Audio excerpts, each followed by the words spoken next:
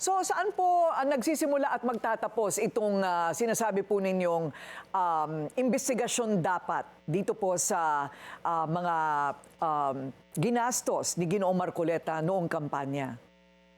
Siyempre, inaasahan po natin umaksyon yung COMELEC hinggil sa aming reklamo sapagkat yung COMELEC ang aming final ay tungkol sa violation of certain provisions of the Omnibus Election Code, samantalang yung sa Ombudsman naman has something to do with perjury, yung pagsisinungaling in other words. So dapat aksyonan po ito ng dalawang ahensya at kung sakaling magkaroon ng desisyon, in terms of process, aakyat pa yan sa mga korte, sa iba't ibang levels, lalo na kung ipagpipilitan ni Marcoleta na tama siya.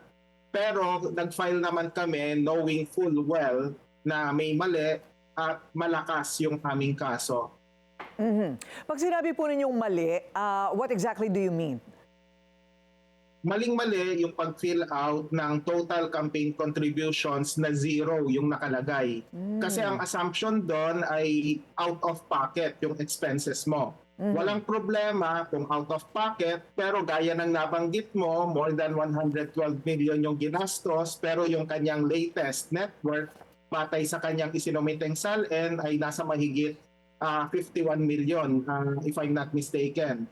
So wala pa sa kalahati. Tapos inamin niya early November nung naging issue ito kasi may exclusive report yung Billionaire News Channel sa isyung to. Nag-react si Marcoleta at ang sinabi niya hindi naman daw zero talaga yung campaign contributions kasi may mga nag-donate sa kanyang kampanya pero ayaw magpakilala. So napilitan daw siya na ilagay na zero. Alam mo, Corina, may direktang implication ito sa susunod na halalan kasi kung hahayaan ito ng COMELEC, pwede pala na yung mga kandidato ay maglalagay ng zero tapos sasabihin lang nila ayaw magpakilala ng kanilang mga donor. So para saan pa magkakaroon tayo ng SOSE if the people, if the candidates can get away with it at hindi na sila magiging transparent kung sino yung kanilang mga campaign donor. Okay, so do you hold COMELEC Chairman George Garcia accountable as well? Bakit nakalusot po sa kanya yung ganyan? Magandang tanong po yan. Siguro magiging accountable yung buong COMELEC as an institution kung hindi natin makakamit yung hustisya. And by justice, we mean making Marcoleta himself accountable along with probably other candidates, other politicians na may focus din, so to speak, na ginawa sa kanilang SOSE. Alam mo, Corina, on a side issue, alam mo, isa sa mga dahilan kung bakit medyo nahihirapan yung mga grupo tulad ng Contradaya, kasama na rin sina Attorney Dino De Leon at Attorney Alex Lacson na co-signatories po namin, masyadong mahal ang filing na yung legal fees, to be more specific, sa COMELEC. Alam po ba ninyo, to file a case, 10,000 pesos po ang kailangan mong gastusin. Para sa mga ordinaryong tao, napakabigat po ng halagang ito. Kaya isa ring dahilan yan kung bakit kakaunti lang o paminsan-minsan lang yung pag-file ng mga ganitong kaso. Sa bahagi ng Contradaya, sa pagkakaalala ko, pangalawa pa lang ito during this particular election cycle. One pertains to a party list group, ngayon senador naman. Okay, so para malaman po kung sino pa ang dapat managot sa ganyan pong mga sinasabi nga po ninyo umano'y misrepresentation, is all of that open to the public? Is that transparent? Okay, magandang tanong. Merong ilang mga impormasyon na open to the public. Halimbawa, yung SOSE, pumunta ka lang sa website ng COMELEC, mada-download mo yung SOSE ng mga kandidato, nanalo man o natalo.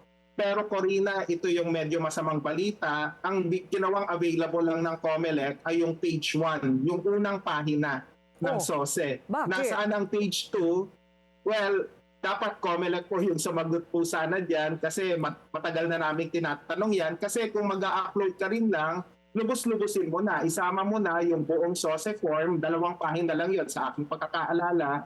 Tapos yung mga appendices, pwede namang ma-digitize yon and then saka natin i-upload.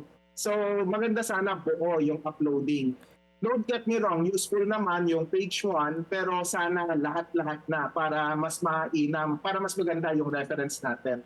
Ayun. Okay. So, in such case, mapatunayan po na siya po ay nag-misrepresent o nagsinungaling, pwede pong perjury, no? Perjury. What other cases? Okay, let's make a distinction. Tama po kayo, perjury yung sa ombudsman. So, yun yung magiging grounds namin na kaya kami nag-file sa ombudsman. Yun naman pong sa COMELEC, it has to do with violation of at least 2 provisions of the Omnibus Election Code na may kinalaman po sa maling paglalagay ng detalye sa kanyang SOSE. Kasi there's no denying the fact na yung zero campaign contributions ay mali, patay mismo sa kanyang testimonya, patay mismo sa kanyang pahayag po sa media.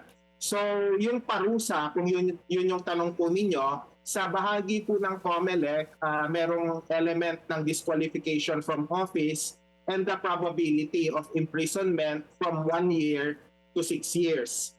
Sa ombudsman naman po, kung sakaling siya ay mahatulang nagkasala talaga, may kinalaman po ito sa ang parusa ay magiging perpetual and absolute disqualification from office. Hindi ka lang matatanggal bilang senador ngayon, hindi ka na makakatakbo pang muli. So hindi ka na pwedeng tumakbong muli kung sakaling may ganong findings yung ombudsman po.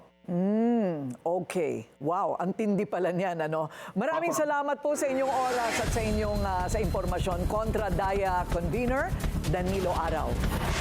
Kontra Dayang gabi po.